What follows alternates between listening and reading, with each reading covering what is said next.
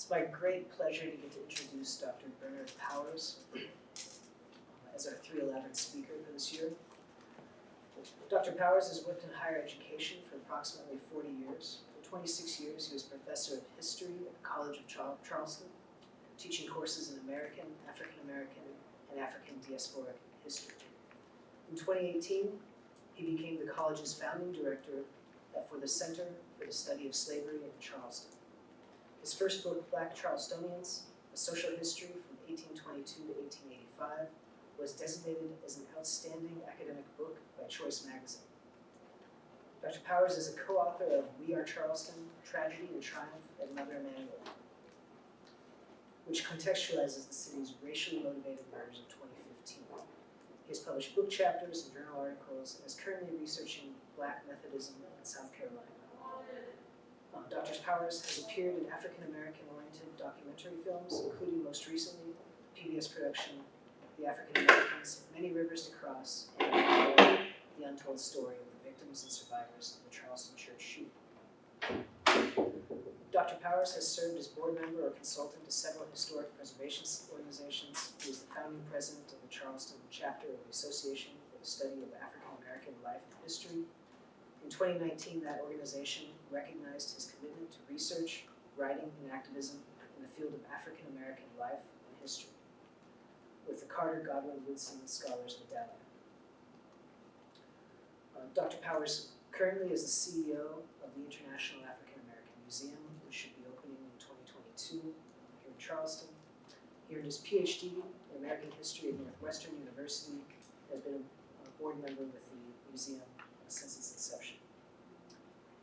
With that, please welcome Dr. Powers.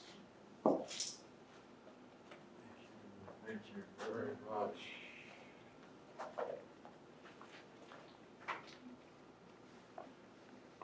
Well, good afternoon again, and I'm glad to be with you.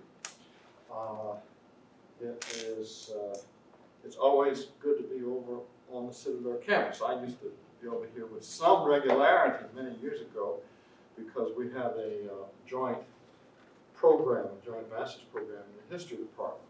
So we have meetings over here and so on and so forth. It's been a while. First thing I noticed was when I came to the building, the bookstore, and I was asking Professor Goodrich how long that front had been like that. He said, well, it's been like that since at least 2012. So I haven't been in Mark Clark for a while. So thank you all for being here, Professor Goodrich, for your invitation for me to come and present before this class. And as I thought about your invitation, I reflected on this, and it really gave me an opportunity to think about this issue of leadership and what it means. And so I thought about it in a personal way, thought about it in a philosophical way, thought about it obviously in a historical way. And a couple of observations before we get into the details of the people that I want to talk about today. Some people come from traditions of family leadership. Their parents, grandparents, and ancestors, even earlier, have been leaders in business, in politics, in cultural achievements, in the military. And so that kind of tradition propels them forward into leadership because it's expected of them in many cases. But in a lot of other cases, leadership is kind of forced onto people. George Washington never aspired to become president of the United States. But nevertheless, he was persuaded to accept the call of his country. Now, in the course of my career, I've had a couple of leadership positions. I have chaired 2 history departments at 2 different schools. So I was the leader of those departments, but it was not anything that I ever aspired to, but the responsibility was kind of foisted onto me. I was persuaded by my colleagues. Now, you all here at the Citadel are people who are expected to become leaders. In fact, I looked at the mission statement for the school, and part of the mission statement says that the mission is designed to educate and develop students to become principal leaders in all walks of life. In all walks of life. So we're going to, in the course of my presentation today, we're going to talk about all of these folk. We're going to talk about Abraham Lincoln, Eleanor Roosevelt, and Harry Truman, and Bishop Desmond Tutu, and some other people also. Now,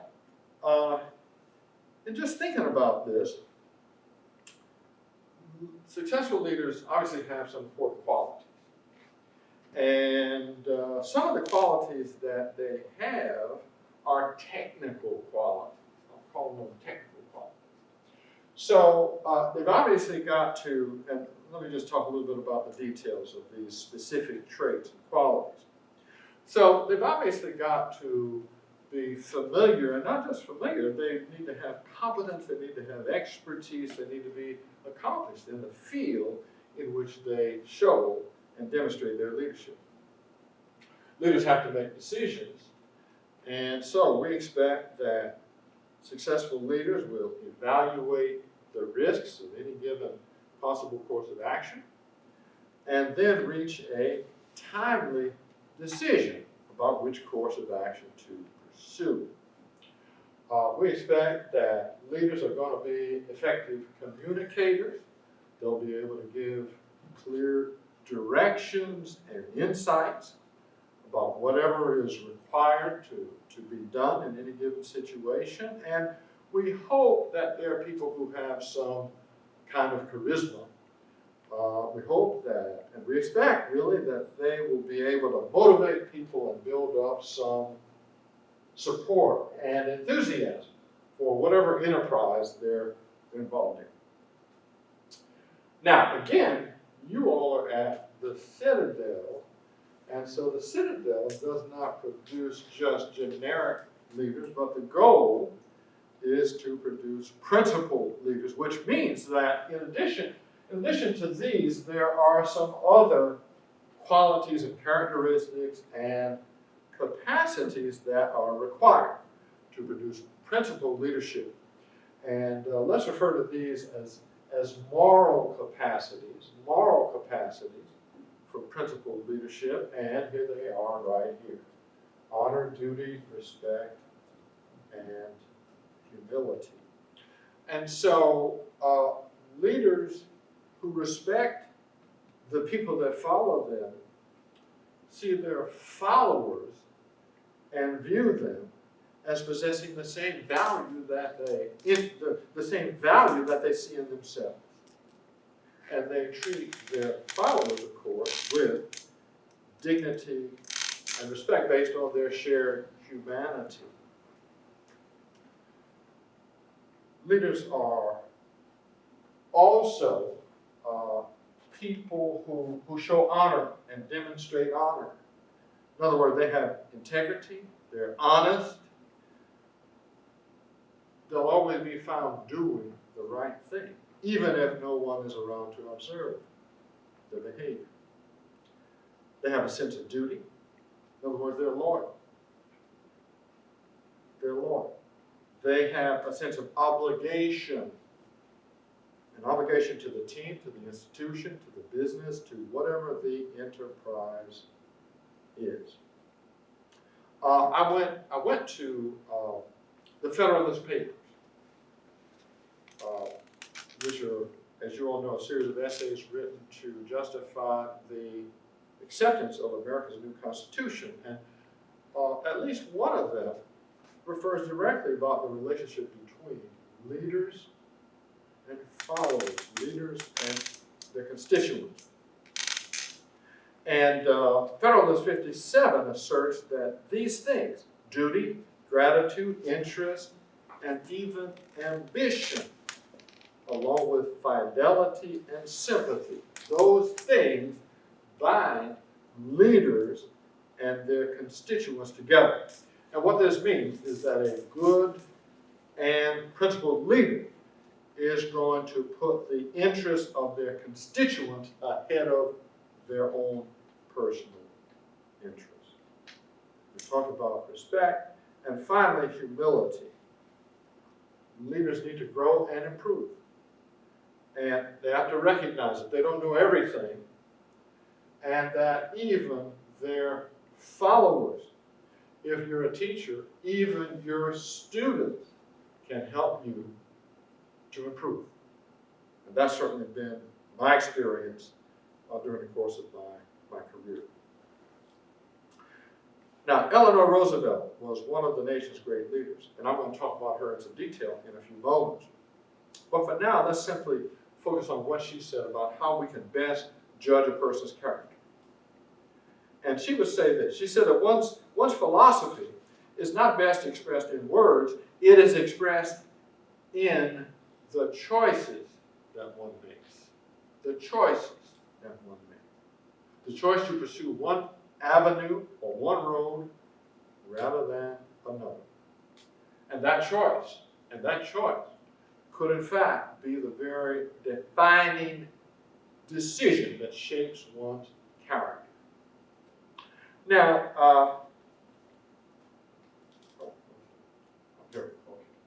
so in the early 20th century, there was a story told about Robert Johnson, the very famous blues guitarist. Some of you all may even know about this story. And when he started out playing the guitar in Mississippi, he was only a mediocre artist with seemingly little prospect at distinguishing himself. But as the story goes, one night, late at night, around midnight, he was out in a place called the Crossroads in the vicinity of Clarksville, Mississippi. And that night he met with the devil and made an agreement with him. And he told Satan that he would exchange his soul for extraordinary musical talent. And the devil placed a spell on Johnson's guitar, and the agreement was sealed. And afterwards, Johnson went on to become one of America's greatest blues guitar performers. But some said that he paid too high a price for that talent because he died at such a young age, 27. I'm going to come back to that story a little bit later. But just keep this in mind for now. Like Robert Johnson, during the course of our lifetimes, each of us will stand at a moral crossroads and will have to make a decision, a principal decision, that will define our character. And so what I want to do now is talk about some of the individuals that I showed you a few moments ago at the opening, and talk about the kind of challenges that they were faced with, the moral challenges they were faced with, and the decisions that they made. And the first one that I want to talk about is Abraham Lincoln, someone that you all are familiar with. Lincoln grows up between Kentucky and Illinois. He's mainly self-educated, but well enough to have become a lawyer. He served one term in Congress during the Mexican-American War, but afterwards withdrew from national politics until the middle of the 1850s, when he was re-engaged nationally as a member of the Republican Party, and eventually the swirl of national politics catapulted him to the presidency in 1860. Now, in that capacity, of course, he would bring the country through the worst crisis that it had ever faced, the American Civil War. So the question is, what was it that was so compelling about the politics of the middle 1850s that captured his attention? And the short answer is this: it was the increasingly corrosive and dangerous role that slavery slaveholders and their sympathizers, North as well as South, were playing in national life that drew him back into politics. Now, many Lincoln scholars also believe that it was not just the political questions of the day, but also the moral issues that those political questions raised that caused Lincoln to take a stand. Now, just to refresh your memory on a couple of points, in 1854, Democratic Senator Stephen A. Douglas of Illinois, you're familiar, all right, from Illinois, orchestrated the passage of the Kansas-Nebraska Act, which would allow the residents of those places to vote to allow slavery or not. And the problem that many Americans had with this new law that he was the architect of was that it would allow slavery to exist in places where heretofore for many decades it had been prohibited by law. And there was so much opposition to the Kansas-Nebraska Act that a new political party was created. And that party is known as the Republican Party. That's the party that Abraham Lincoln would join. And the one thing that all Republicans believed in was that slavery should not be allowed to spread beyond the places where it already existed. Lincoln becomes a Republican and takes this position because he was morally opposed to slavery and morally opposed to it for many reasons. Lincoln would describe slavery as a monstrosity founded on an injustice. And he tells us that there never was a day when he did not hate slavery. Even so, in his early career, the issue of slavery was not a compelling interest, but by the middle 1850s, the stakes were much higher, the threat more looming. And let me explain what I mean by that. Republicans like Lincoln opposed the Kansas-Nebraska Act because, as I said, it potentially allowed slavery to be voted up, allowed it to exist in territories where it had been prohibited before. And this highly offended Lincoln because it violated, in his understanding, the vision that the Founding Fathers had for the nation's future. And in his view, they tried to limit the existence and the expansion of slavery and expected that eventually it would die away, it would disappear. And they hoped that that would happen because they believed and they recognized that there were evils associated with the system of slavery.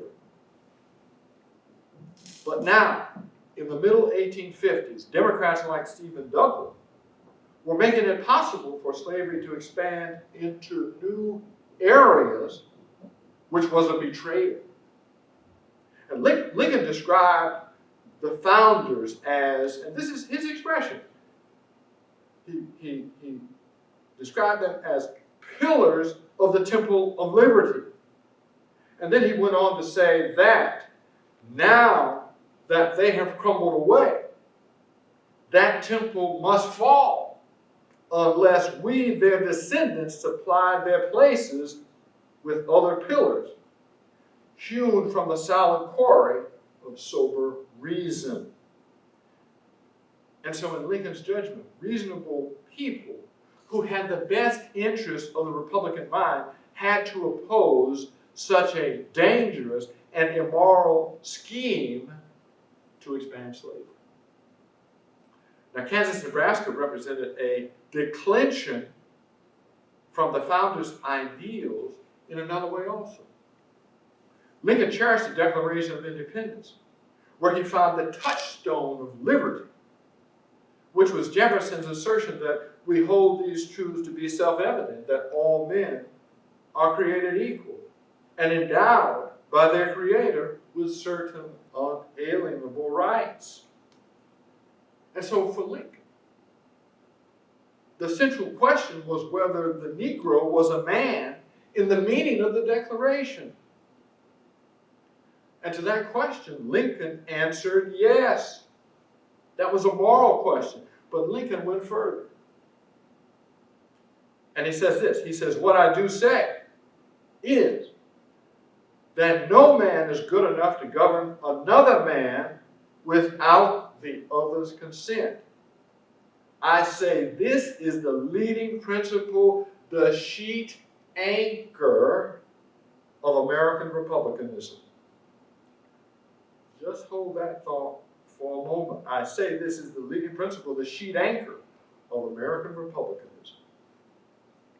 Now, on more than one occasion, Senator Douglas asserted that he did not care whether people voted slavery in or voted slavery out in Kansas or Nebraska. But what was most important was that people had the opportunity to vote on the question. Douglas further believed that the Negro was not included in the equal rights enshrined in the Declaration. And by excluding the Negro from that document and from its protection, Lincoln charged that Douglas was dehumanizing the Negro. We would say otherizing the Negro. Lincoln said Douglas and those who shared his way of thinking, they were preparing to, and these are Lincoln's words, preparing to blow out the moral lights around us. But he warned that to do so, they have to first penetrate the human soul and eradicate there the love of liberty. And only after they did that could they perpetuate slavery the way Douglas desired to in this country. But there was one more piece that had to fall in place to complete the dreadful scenario that Lincoln feared and which called him to action. On more than one occasion, Lincoln warned white Americans that debasing the rights of the Negro simultaneously threatened their own rights. Here are his words. And then, the Negro being doomed and damned and forgotten to everlasting bondage, is the white man's quite certain that the tyrant demon will not turn upon him too. Or, what about this?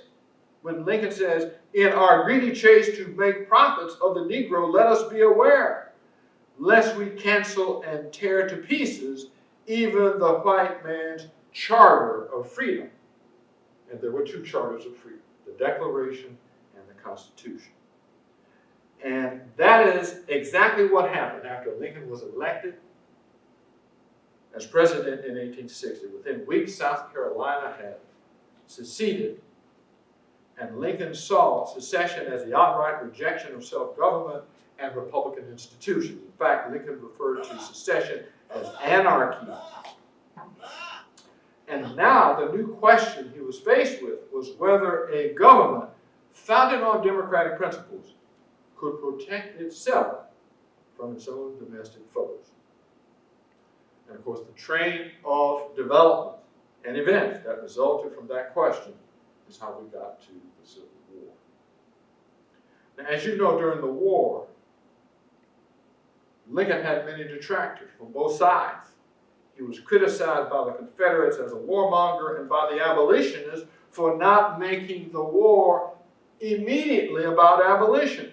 And today, Lincoln has detractors who describe him simply as a white supremacist. But keep a couple of points in mind. We always have to think about a historical actor and what they did, at least in part within the context of their time. At least in part within the context of their time. And we also have to consider the array of interests the actor might have had to balance in order to come to a decision. let's take a specific example. And the example that we'll take is the Emancipation Proclamation.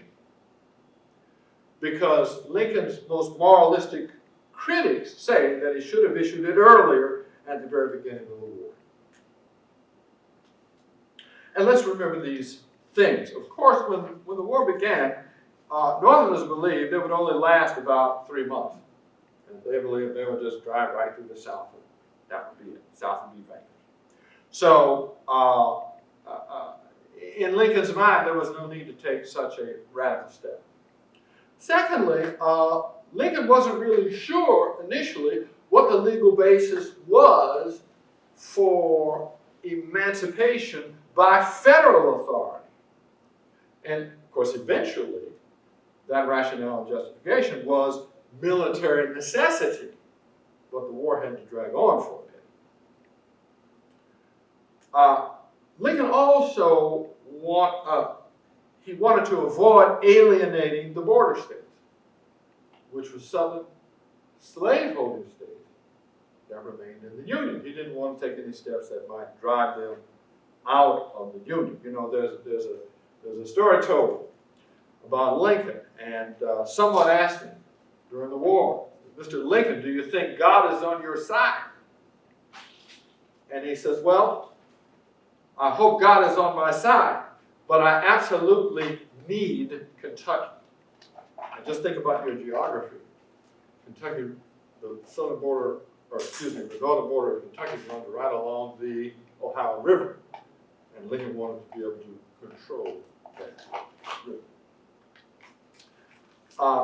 One of the other aspects of Lincoln's leadership, his ethical leadership, becomes clear too. His ethical leadership evolves because when the war begins, Lincoln is, as you would have expected, was all about preserving the Union, protecting the Union, and preventing it from fracture. But during the war, what happens is, over time, the destiny of slavery and the nation become further entwined. And it becomes increasingly clear that to protect the Union and to protect white liberty, steps had to also be taken to abolish slavery. And in the process, Lincoln grew as a leader and as an ethical thinker. Toward the end of the war, Lincoln considers what was owed to African Americans beyond a mere abstract freedom. He promotes a constitutional amendment for abolishing slavery everywhere and forever, and further considers the post-war status of African Americans as citizens. On April 11, 1865, Lincoln gave his last speech. And during his brief remarks on the end of the war, he turned his attention to the coming Reconstruction, which he suggested should consider extending the right to vote to Black Union veterans and literate Black men. John Wilkes Booth, an actor and a Confederate sympathizer, heard those words, and he angrily said, "That means nigger citizenship. That is the last speech he will ever make." And it was. And it was. Lincoln was motivated by what he called the better angels of our nature to consider the best way to heal the nation. The aftermath of the war could have been draconian and vindictive. That would not have been unusual after a civil war. But Lincoln's course was a moral course, dictated with malice toward none and with charity for all. Even so, he paid with his life. let's leave Lincoln and let's go to Eleanor Roosevelt, and you saw Eleanor earlier. When Franklin Roosevelt and Eleanor entered the White House in 1933, she radically transformed the role of First Lady from that of socialite-in-chief to one that was deeply engaged with a variety of the administration's policies, and then she had her own policy agendas. Now, even before arriving in Washington, Eleanor had been deeply immersed in struggles over social justice and human rights. And now, as the First Lady, her platform expanded dramatically, and whenever she had an opportunity, she amplified the demands of women, African Americans, and the working class for inclusion, fairness, and dignity. Many hated Eleanor Roosevelt because she gave a voice to the voiceless and because she violated gender norms. In other words, she got out of the places that women were consigned to during her lifetime. But her arena of activity was not limited to the domestic scene, and in the post-World War II era, her voice even urged Americans to not only accept, but to creatively embrace the country's new role as a superpower, and one with tremendous moral authority.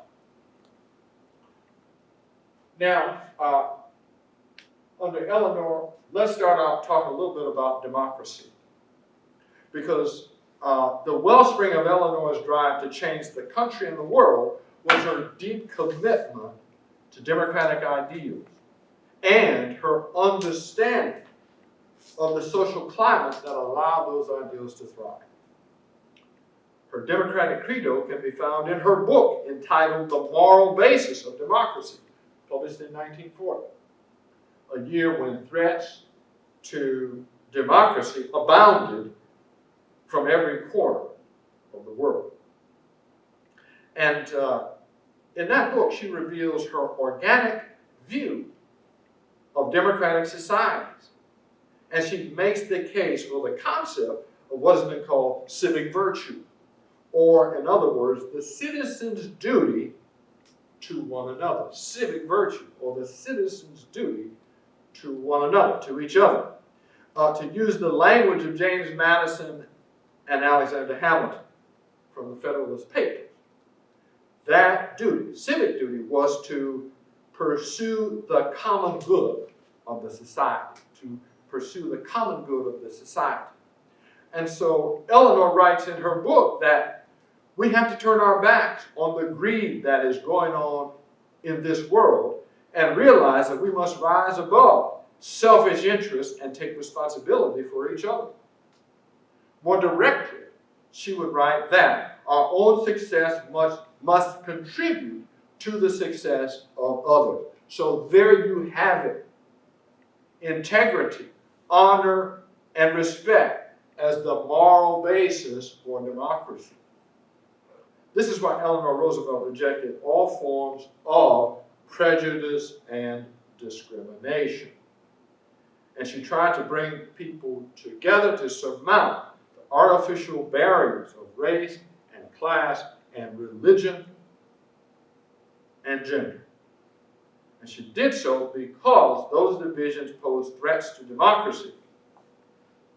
But by doing so, she not only distinguished herself as an unprecedented First Lady, but she was not only admired, but also reviled.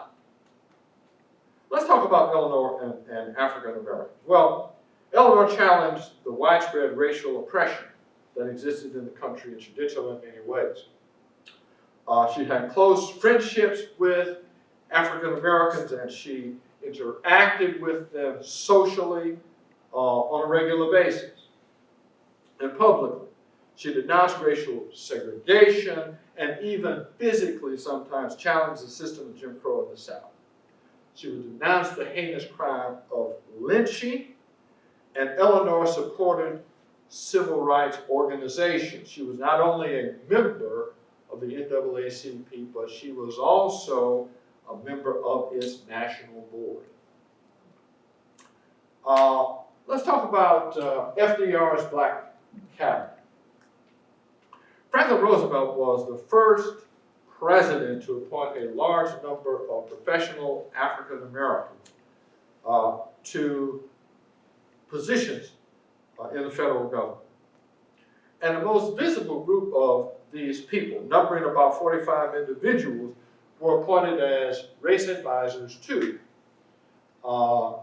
the cabinet department and to Roosevelt's New Deal programs. And their function was to try to ensure that the benefits of the New Deal programs during the Great Depression and afterwards filtered down to African American communities. And of course, sometimes there were difficulties. There was plenty of racial discrimination in the New Deal programs. Mary McLeod Bethune, an educator and civil rights leader, was considered to be the dean of the Black Cabinet. And so when its members identified problems in delivering the services to African Americans, they brought those problems to Mary McLeod Bethune, who conveyed them to Eleanor, and Eleanor then lobbied with her husband to try to get those problems corrected and to get him to provide some remedies. Let's talk a little bit about Marian Anderson and the DAR. In 1939, when the DAR, the Daughters of the American Revolution, refused to allow Marian Anderson, a leading African-American operatic singer, to use their concert hall in Washington, D.C., based on race, Eleanor was livid, and she would not tolerate it. She would cooperate with the Interior Department and involve the NAACP, and they would identify an alternative site for Marian Anderson to perform. And in fact, as it turns out, and you're looking at, there's Marian Anderson at the top. The venue was at the Lincoln Memorial, on the steps of the Lincoln Memorial, where she performed this wonderful outdoors open-air concert. But not only that, in a public rebuke to the DAR, Eleanor Roosevelt publicly resigned her membership. What about African Americans in the military? Eleanor fought for racial integration in the military. She pushed the president on the issue, asking, for example, how can you say that we are the leader of the democratic forces when we have a segregated society and a segregated military? And one of her greatest achievements was her advocacy of pilot training for black men. In July of 1941, the 99th Pursuit Squadron was created as the beginning stages of the Tuskegee Airmen, a squadron which included approximately 990 black fighter pilots by the conclusion of the war.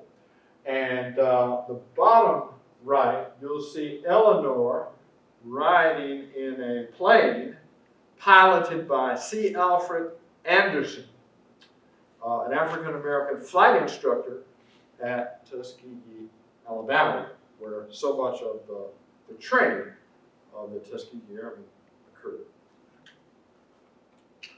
Eleanor argued and worked vigorously against gender discrimination in American life and was particularly vocal on the issue of incorporating women into the military.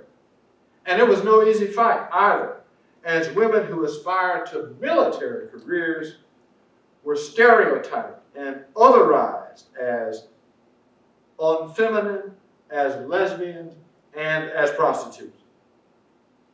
Nevertheless, some successes occurred beginning in 1942 when the Women's Army Auxiliary Corps was created. And black and white women were incorporated into the WACs. And you see examples here. In other aspects of life, gender exclusion and discrimination continued routinely. For example, well into the 20th century, married women experienced discrimination. Married women were barred from the WACs and from the ranks of military nurses. There were efforts in the 1930s in several states to prohibit married women from state employment.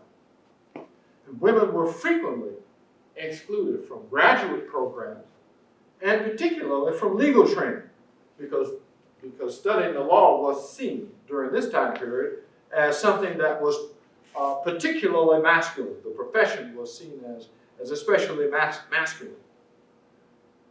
Eleanor railed against these kinds of exclusions because she considered the ability to work a basic human right.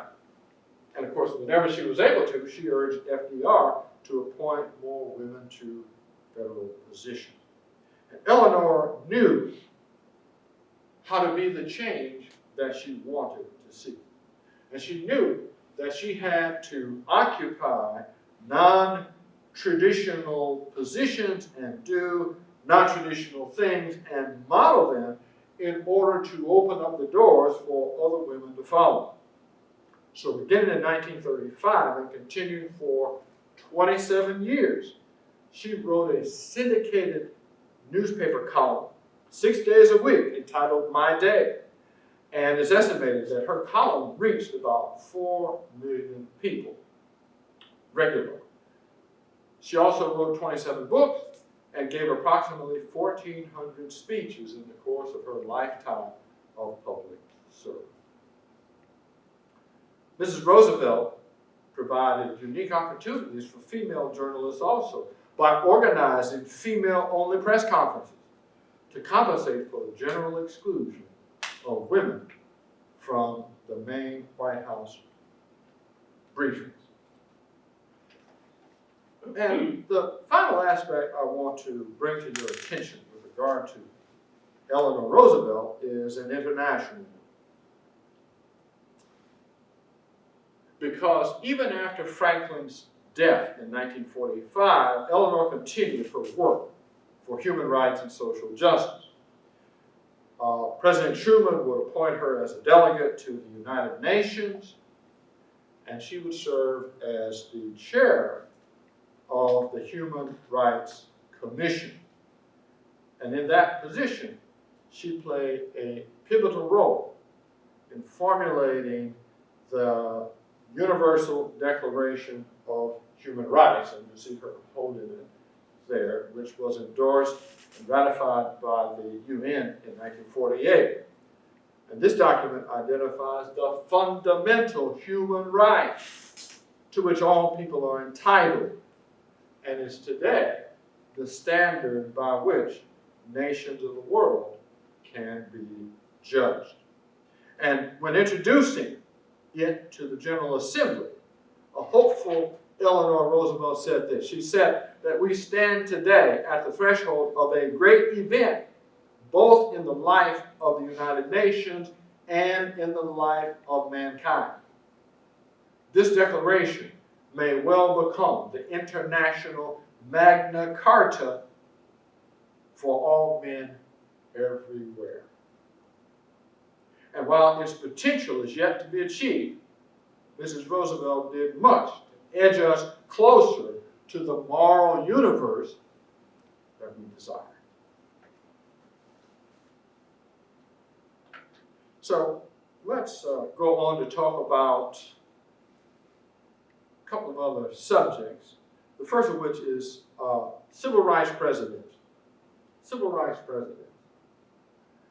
And so going back to the mid-20th century, American presidents would say that they supported civil rights, but they didn't all have the same receptivity. And so I want to start out talking about Harry Truman.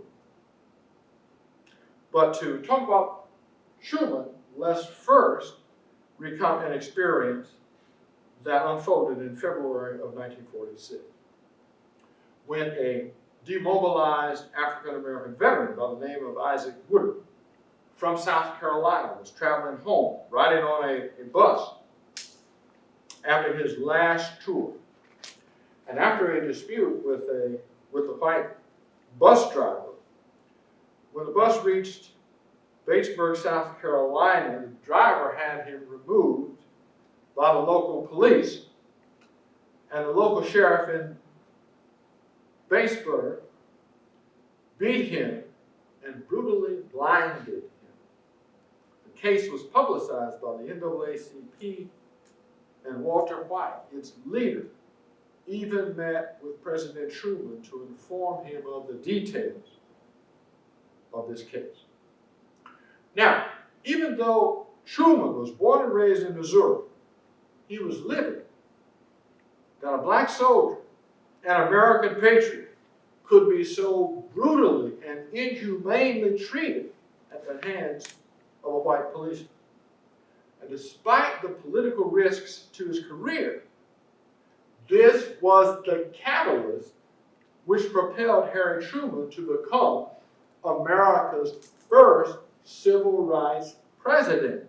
Most people think of LBJ and civil rights, but Harry Truman is America's first civil rights president. Why do I say that? I say that because of the things that he did in response to the Woodard case. First of all, Harry Truman would have the Justice Department to investigate the case, and ultimately charges were brought against the sheriff of Batesburg.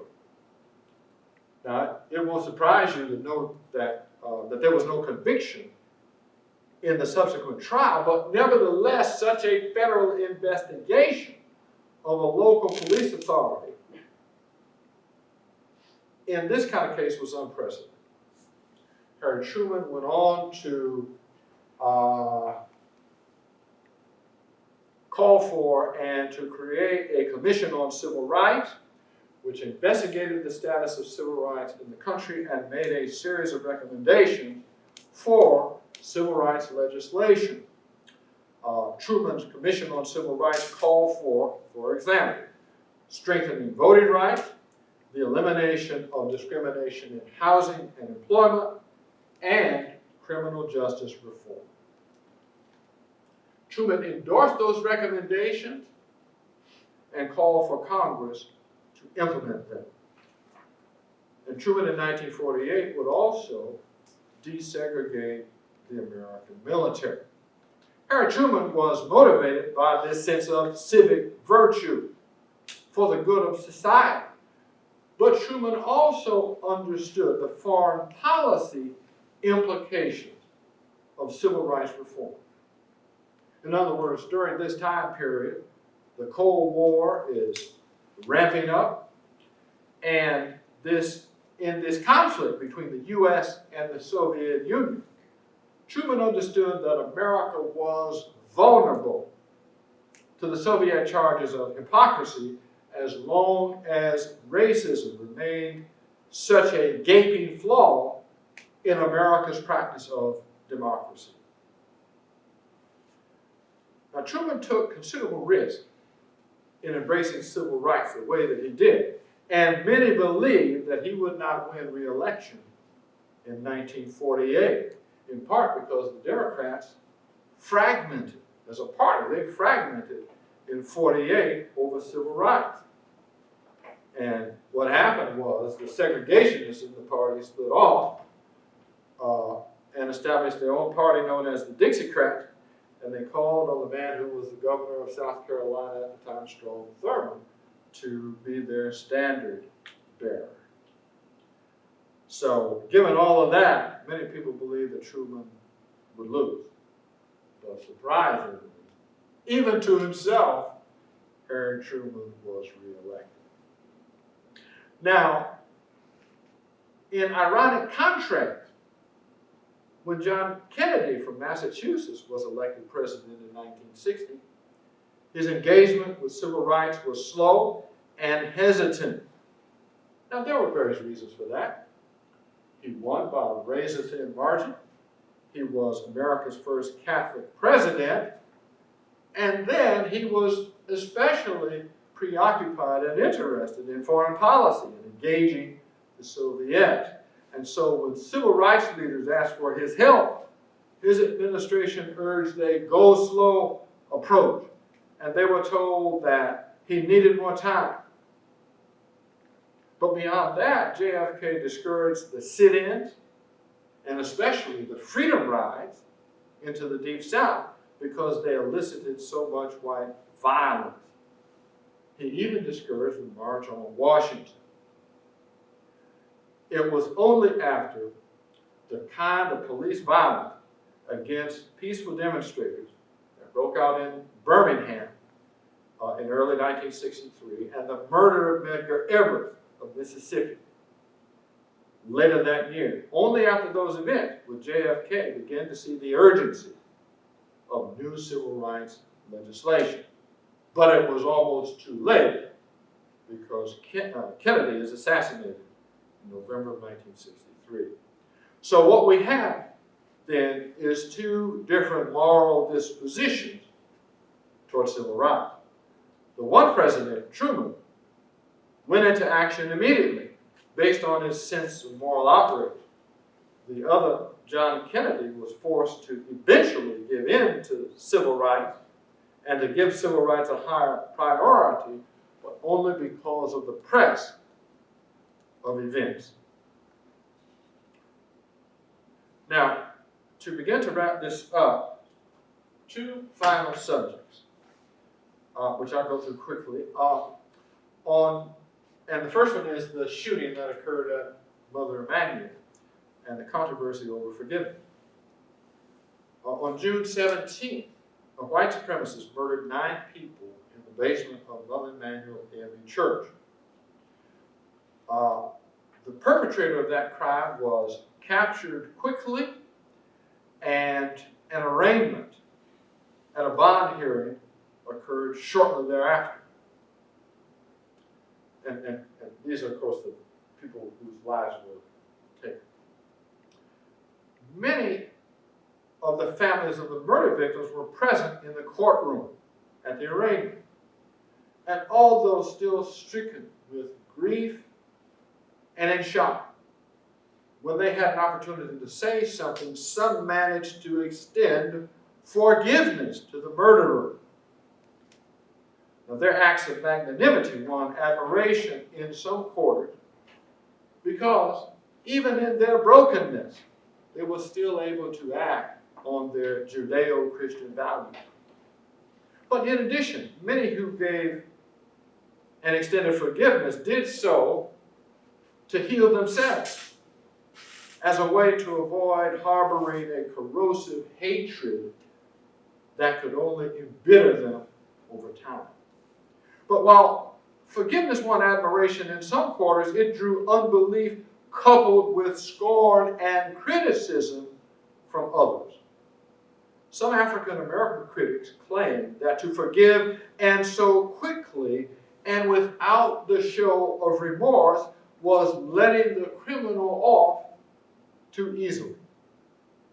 And some viewed the act of magnanimity in a larger framework, and even claimed that in general, black people forgave whites far too easily, which only invited further victimization.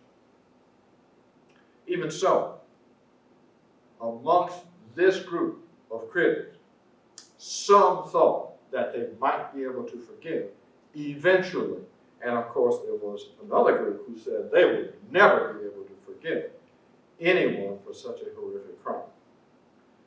Now, let me offer two related perspectives. And the first one is the perspective of Bishop Desmond Tutu and his daughter.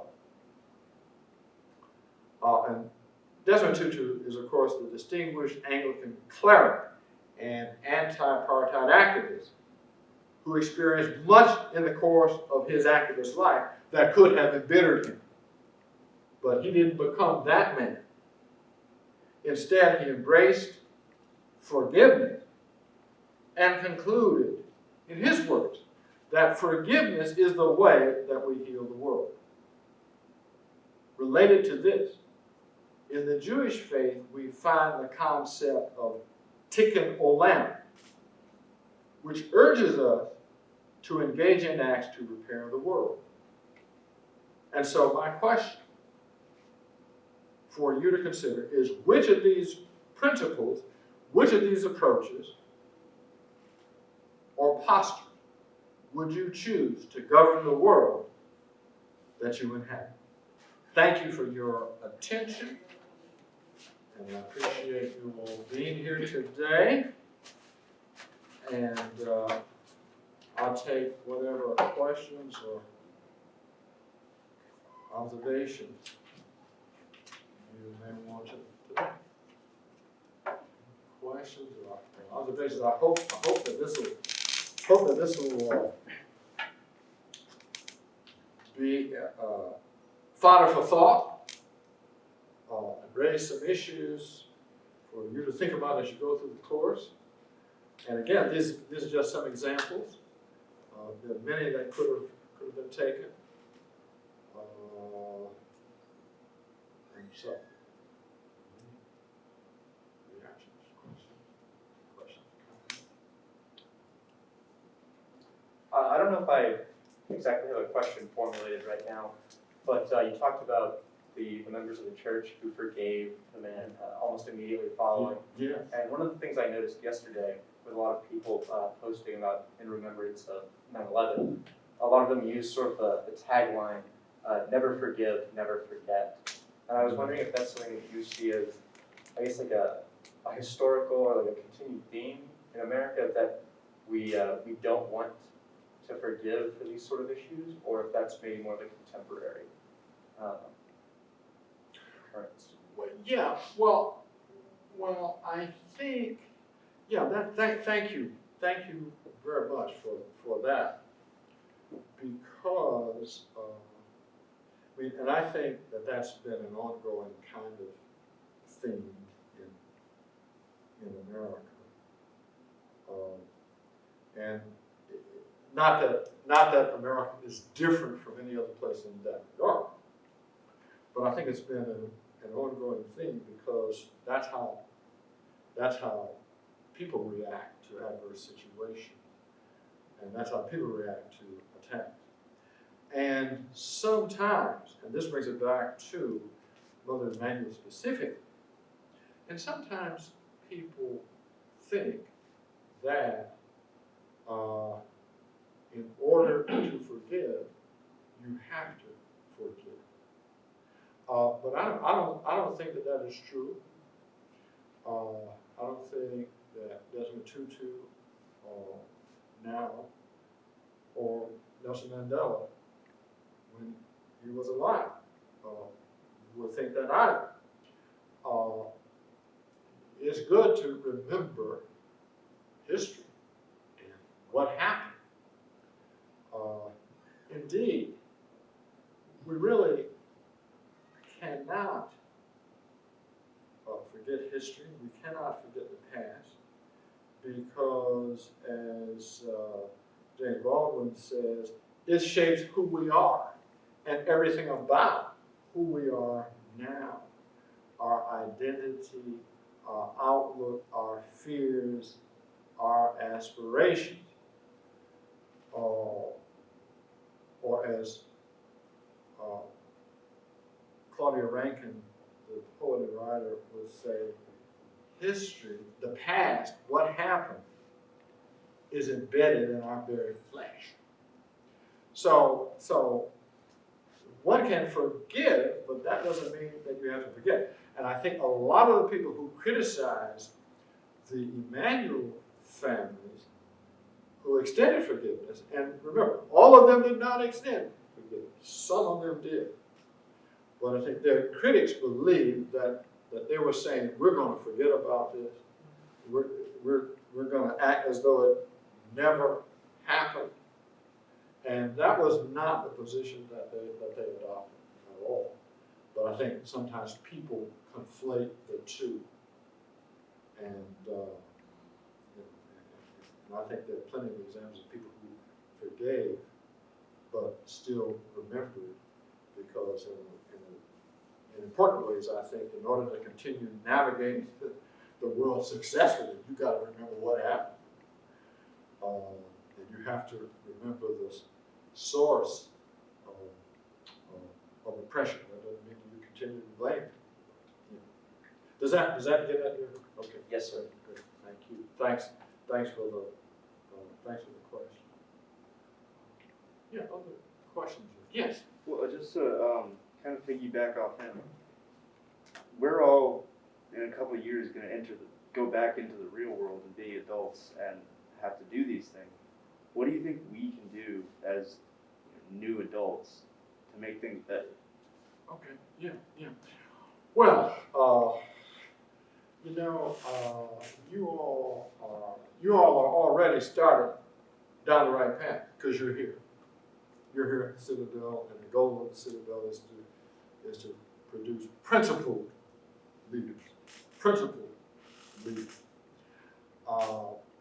And I know a number of people who graduated from the Citadel, and they have in fact become principled leaders, and I look up to them. So you're already on the right path. And there are some projects that, and offices and agencies that you all have right here on campus, dealing with racial reconciliation and that kind of thing. So you all can be a part of those organizations and their activities. And that would be very important.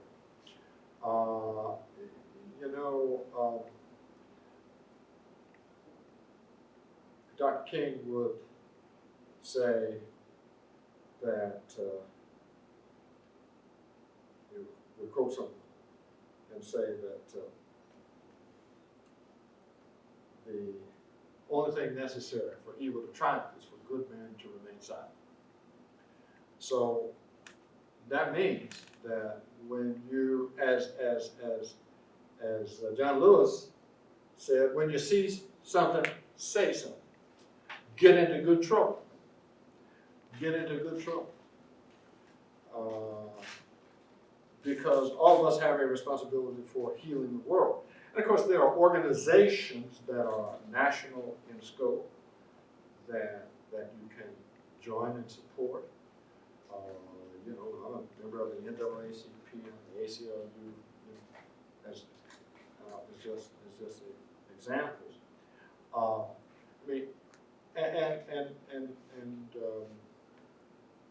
I will just say that we are in a dangerous situation right now, one that I've never seen in my lifetime, never seen. The foundation of the Republic is threatened in a way that I've never seen before, never thought that I would see. But,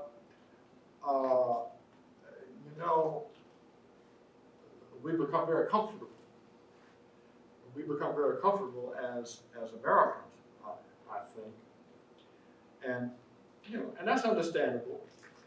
You have a democracy, you're born into a democracy, and so you think, well, this is the way it is, this is the way it has been, this is the way it's always going to be. Wrong. It's not necessarily the way it's always going to be. As Benjamin Franklin says, yes, we have a republic, if we can keep it. If we can keep it. So, preserving American democratic values, representative government, all of these things require work, require all of us to stand up, be involved, encourage others to be involved and take important roles.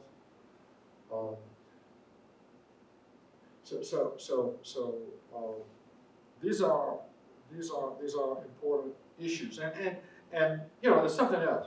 For example, in the course of teaching at the College of Charleston, and I was at the college for 30 years, I taught a lot of white students And a lot of those white students became docents in museums and museum professionals. You know, they work over at Drayton Hall and McLeod Plantation and Magnolia Garden, you know, a whole host of places. My students. And you know, I could say some things and I could tell white people certain things, and they may or may not believe me because they expect me to say something. But when another white person speaks to them, in other words, whiteness has a certain credibility with white people, right? So what am I saying? I'm saying that you all here who are white are in a position to change the minds and the hearts of people who will listen to you, who will not listen to me, or who will not be convinced by me. That's kind of subversive when you think about it. But it's true. I mean, it's just true. That's just the way of the world. That's just the way of the world. And, you know, and back in the 60s, that's what Malcolm said. That's what Malcolm said. When the whites asked, well, what can we do to be helpful? He told them, he said, well, go and talk to those racist whites who are your neighbors and to let them know and to get them straight and so on and so forth. So there's a whole range of things, that can be done, and my faith is in you all who are in this room and you all who are younger, because we have to have faith in the youth, and some of us who have been around for a while, you know, we're not completely getting off the stage, but we have to let you all rise. And I've got faith in you all because of what I see happening in the streets. And I'm not discounting some of the bad things that have happened, but those are you know, those things are unrepresentative. You know, the positive things that are happening out in the streets is that white Americans are joining the struggle for racial justice in unprecedented ways, in ways that they were not present in the 1960s. And there were whites who were present, yes, but in unprecedented ways. I mean, you know, you turn on the news and you see an audience, a group of whites in a city, a group that's predominantly white, marching with signs that say Black Lives Matter. That wasn't in the 1960s. That's now. And so this has caught some fire. And it is part, and of course it's international too. It's international also. You've got Black Lives Matter London, Black Lives Matter Rio de Janeiro, Black Lives Matter Madrid. You know, it's international too, because people of color in those places are dealing with some of the same problems and issues. So those things are positive. Those things are very, very, very positive, and generally are peaceful too. So I'm not going to be misled by people who misrepresent what's happening and blow some of these things out of proportion. So, yeah. Other questions? Earlier you made a point, more of a universal question, but it was very interesting to me. You said, would you choose to govern the world you inherit? And I thought, like, if you had the opportunity, like, would you choose to do that? Which of the options? Which of the options would I choose? Yes, sir. Yeah. Well, yeah. I certainly want people who are governed by Tikkun Olam, people who are committed to transforming the world in positive ways, repairing the world in every way. You know, there's so much that is facing us today. Some of it is political, some of it is cultural, some of it is is pure science, climate change, for example, that people are trying to dismiss, and don't want to hear, don't want to listen to. But science is inexorable.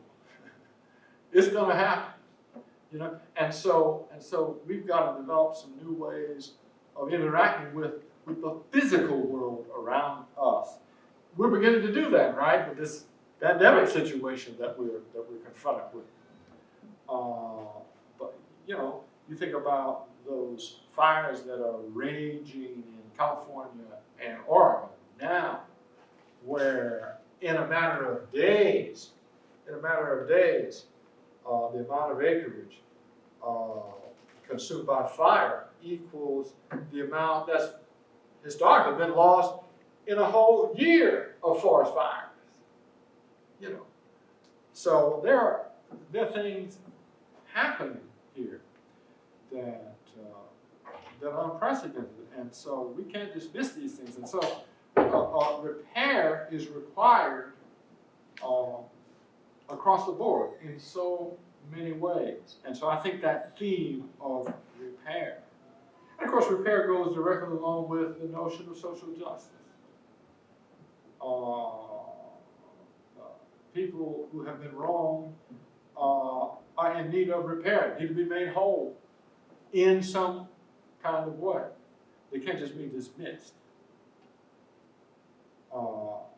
But that in general has been American history. So that theme of repair, I think, is an important one, it's a hopeful one, because we can all engage in repair on different fronts. And all of our hands are necessary to do the work. A year or so ago, there was an Oceans Film Festival over at the Music Hall. And there were 67 films that were shown over there, dealing with different aspects of oceans, and marine life, oceanic life, covering everything from surfer communities to pollution to animal life, and so. And my wife and I went over there to see it. And before we went, we kind of laughed at one another, and we said this to ourselves. We said, "Well, how many are going to be over there? I mean, how many black people are going to be over there?" So there were three: my wife, myself, and the guy. So this is, African Americans, for example, are victimized by environmental racism. I mean, just think about what happened up in Flint, Michigan. Think about black neighborhoods that are right on the edges of garbage dumps and in the vicinity of places where pollution permeates the soil and so on and so forth. Think about some of the areas in downtown Charleston, back of the green over there, that floods and so on. So people have to own that issue and say, hey, this is affecting us. This is, some so many black people say, oh, well, that's a white thing. No, because we're all on this earth together. We all inhabit this place together. So there are a lot of things where we have to come together and develop a common view. And there's plenty of work to be done. And that really, the whole climate thing, that's a moral issue also. That is a moral issue also. I mean, if you just think about that from the vantage point of it, the Judeo-Christian tradition, because human beings are supposed to be the stewards of the earth, so we should, in that tradition, so we shouldn't be abusing the earth. We should be looking at ways to protect it and honor it and so on. I heard a very, very interesting sermon preached by a black Anglican priest in Antigua many years ago. And you know how sometimes people will sometimes say something to you that you never forget. You always remember it. And this is on Mother's Day. And we were at his church. And he preached a sermon that focused on Mother Earth and respect for Mother Earth. And why that was so terribly important, to be a good steward over the earth. And he made this point that, you know, the earth is the original mother. You know, we come from the earth. The earth is the original mother. And one of the conclusions that he reached was, if you don't respect Mother Earth, you won't respect any other women. You won't respect any other women, because this is the original female. And I thought that was so interesting. So interesting. You know, I never forgot it. So, you know, that's just a very important issue for us to deal with. And so many of these matters. You know, it's like, look, right now, we've got, you know, this pandemic. So there's this race to develop a vaccine. And, you know, I want this vaccine to be developed as quickly as you all want it to be developed. But I want it to be safe and effective, right? And so when they get it, depending on when it is, I don't know whether I'm going to be close to the front of the line or whether I'm going to let you all get it first and then I'll observe you all. I mean, I'm laughing and joking a little bit about it. I'm sure we all share the same feelings about that. But seriously, this matter. I mean, for example, what do we hear? It will only be America first, is what we hear. Now, what does that mean? Now, I don't know what that means. But I know what the World Health Organization is saying. And I know the question that the WHO has raised. And they've raised this point, that when a vaccine is developed, it should be used to, of course, with the appropriate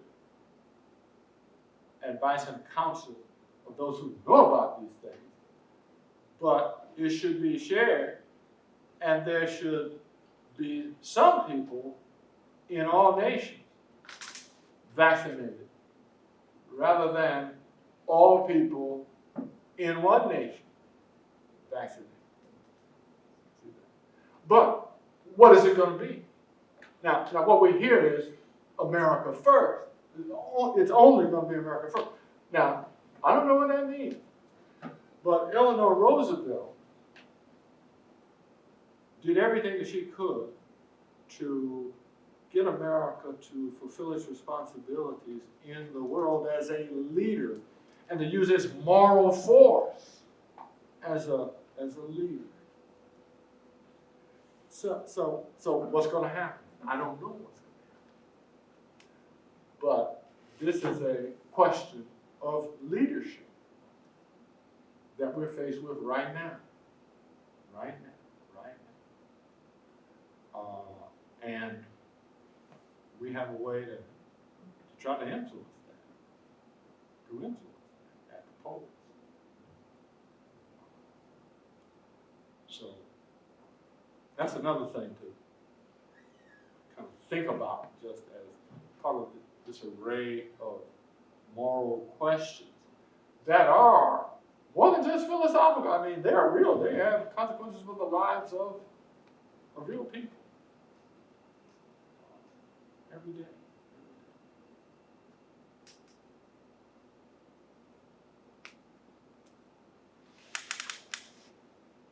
Well, why don't we thank Dr. Powers for his Okay. presentation?